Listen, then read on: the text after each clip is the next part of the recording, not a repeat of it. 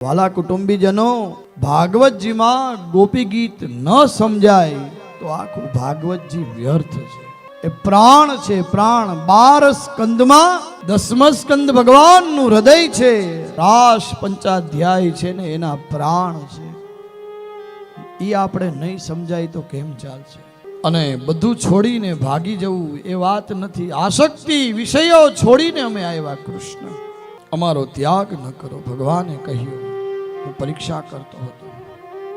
હે જીવ, ભગવાન કૃષ્ણ પૂછે, હે જીવ, તારે મારી સાથે રાસ રમવું છે? ભગવાન પૂછે છે, હે જીવ.